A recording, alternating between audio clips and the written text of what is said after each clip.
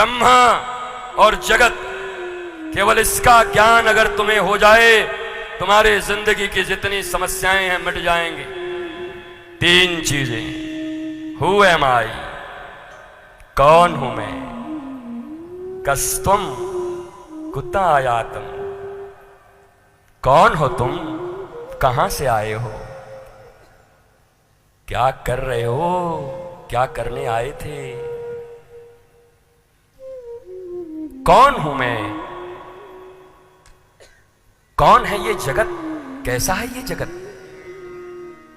क्योंकि यहां रहना नहीं मुझे, ये सराय खाना है, धर्मशाला है, कोई नहीं रहा, हमारे परदादा नहीं रहे, हमारे दादा नहीं रहे, हमारे जनक जन्म देने वाले पिता भी नहीं रहे, मुझे भी नहीं रहना, तो क्या है ये जगत,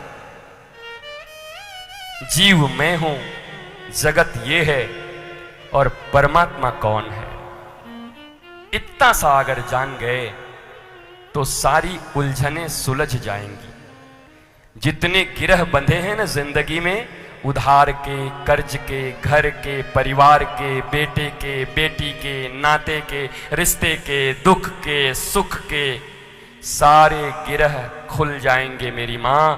बस तीन चीजें अगर गुरु के चरण में बैठकर प्रेम से सीख लिया। हे गुरुदेव भगवान, जैसे कपिल की मां ने, देवहूति ने अपने बच्चे को ही गुरु बना करके ज्ञान प्राप्त कर लिया, सांख्य योग का निरूपण कर दिया। मैथमेटिक्स है सांख्य योग। बताओ हमारा धर्म कितना महिमावान है। सांख्य योग पूर्ण मैथमेटिक्स है। भूगोल पूरा भरा हुआ है, खगोल इसमें भरा हुआ है।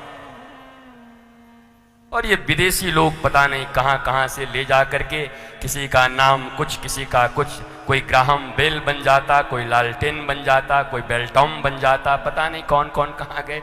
ये हजारों वर्ष पहले सब खोज कर हमने रखे हुए हैं। पर हमारे शास्त्रों को विधर्मियों ने धार्मिक पोंगा पंडितों का ज्ञान बता करके तुम्हारी सुचिता, पवित्रता और तुम्हारे ज्ञानवंत होने की गरिमा को लूट लिया।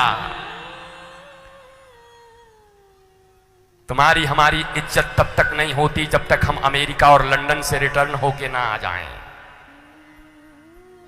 वृंदावन, अयोध्या, मथुरा, काशी, कांची, अगर यहां जाकर तुम लौट कर आते हो तो बोला, छी कहां गए थे, हम तो लद्दाख गए थे, हम तो स्विट्जरलैंड गए थे। स्विट्जर इतना स्वीट है कि जर हो गया, जरी गया स्विट्जरलैंड में गए थे। पर तुम्हें कभी महिमावंत महसूस करते हो, कहते हो कि मैं अयोध्या जी का दर्शन करके आ रहा हूं, प्रभु श्री राम का दर्शन करके आ रहा हूं, संतों का दर्शन करके आ रहा हूं। इतनी महिमा देते हो? नहीं। कहां गए थे? इस दुनिया में जब तुम्हारे ब्याह होते हैं तो ब्याह करने के बाद हनीमून पे जाते हो। हनीमून। व्यासपीठ से यह शब्द बोलते हुए तुम इधर उधर बकरियों की तरह ताक रहे हो, पर मुझे बोलने में कोई लज्जा नहीं। जिस देश में जो चीजें हो रही हैं, अगर व्यासपीठ न बोलेगा तो कौन बोलेगा? कौन प्रज्ञा देगा तुम्हें? जीवन भर गद्दी पे बैठ करके गद्दी सड़ा दिया, दुकान की पाइल्स हो गए, जिंदगी में बीपी बढ़ गई, और मजदूरों की तरह साल में कंपनी ने कहा 3 दिन के लिए बाली घूम के आ जाओ। 365 दिन होते हैं एक वर्ष में, बाकी के 362 दिन कर्म कूटो, अब 3 दिन बाली घूम के आ जाओ। बारे तुम्हारी जिंदगी, बारे जीने वाले लोग, बारे जीवन के प्रति तुम्हारी गृढ़ धारणा। इसलिए तुम्हें तो कहना चाहिए कि भैया हम कहां से आ रहे हैं? बोला हम गए थे अयोध्या जी। कहां से आ रहे हैं? बोला वृंदावन से आ रहे हैं। अच्छा, ऋषिकेश गए? हरिद्वार से आ रहे? अच्छा, तुम कहां से आ रहे हो? बोला गोवा गए थे। क्या देखने गए थे? बोला समुद्र के किनारे बालू के ऊपर अर्धनंगे लोगों को देख करके फोटो खींच के आए हैं। बेशर्मी की हद है तुम्हारी। और तुम ही माँ बाप और तुम ही कहते हो बेटे बहू को गोवा भेजा हूं महाराज जी, नई नई शादी हुई थी ना। अरे वृंदावन भेज दिया होता, राधा कृष्ण की जोड़ी बन गई होती, भेज दिया होता, अवध जी सीताराम की जोड़ी बन गई होती। भगवान कृष्ण, जब भगवान बलराम का विवाह हुआ रेवती के साथ, भगवान कृष्ण ने देखा कि भगवान बलराम और रेवती रात्रि का समय है, अपने कक्ष में हैं और बड़े बड़े ऋषि महर्षि ऋभु अंगिरा नारद इत्यादि सब झांक रहे हैं।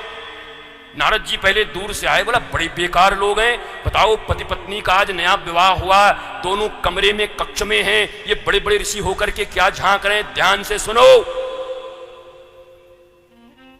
सुनोगे तब गुनोगे तब बनोगे। भगवान ने नारद जी से कहा कि नारद जी जरा पता करके आओ क्या हो रहा है। नारद जी गए, प्रभु हमको कुछ पता नहीं चल रहा क्या हो रहा है, आप स्वयं आओ। जब भगवान भी आकर के और झरोके से झांकते हैं तो क्या देखते हैं कि रेवती मैया पलंग के नीचे बैठी हुई हैं और भगवान बलराम पलंग के ऊपर बैठे हुए हैं। भगवान बलराम अपने गोकुल की, गोपाल की, गोविंद की लीला सुना रहे हैं और रेवती मैया के आंखों से झरझर अश्रु बह रहे हैं। वहां वृंदावन की कथा चल रही थी, हनीमून हो रहा था।